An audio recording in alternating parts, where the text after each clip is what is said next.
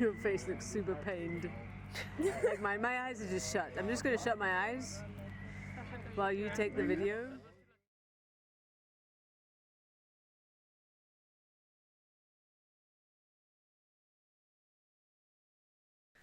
So, if I would ask you what it feels like to enter a cold river, you might at first say something like, it feels cold and wet.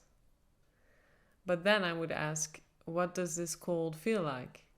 Or where exactly do you feel this cold? And only then are you really invited to go to the actual experience. You will probably need some time first to get there, to kind of land in your body and scan how the water plays you, like where you sense it or how it moves. And then you might talk about a certain, for example, a stinging sensation going inwards or maybe going outwards.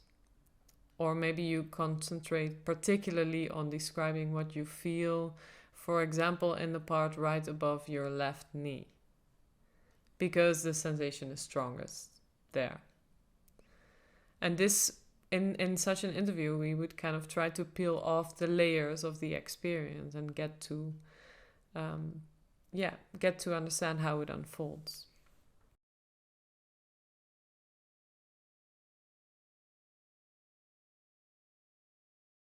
I think this is kind of what I'm looking for in most of my projects, to find out how we interact or how we can interact with the world around us in an embodied way, to kind of look at how we build relationships with the things around us through our experiences of them.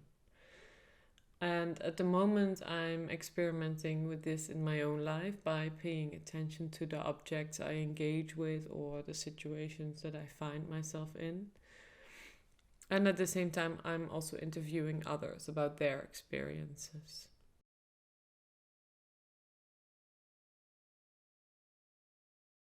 Sometimes I film or draw, or I make prints of my experiences in ceramics.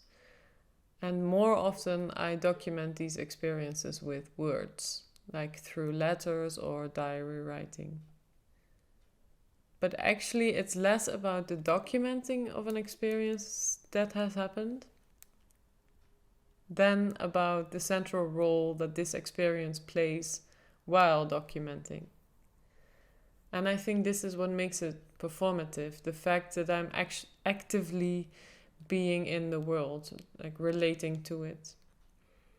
Or that through a microphenomenological interview, I invite you to focus on your being in the world, on how your body is experiencing and how these experiences inform you.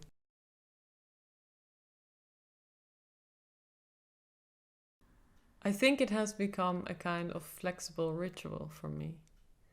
A place I go to feel rooted and at home in the midst of everyday life. There's no repetition in what I do, whether it is experiencing the weather, folding the dough of a sourdough bread, or writing on my typewriter. But there is in how I do this, by focusing on the direct experience. And I realize that when I focus on this direct experience, it does me good. It makes me aware or trust that there's an exchange of information going on between me and the world around me, and that this happens regardless of whether I mentally understand this process or whether I can mentally comprehend how this exchange is taking place.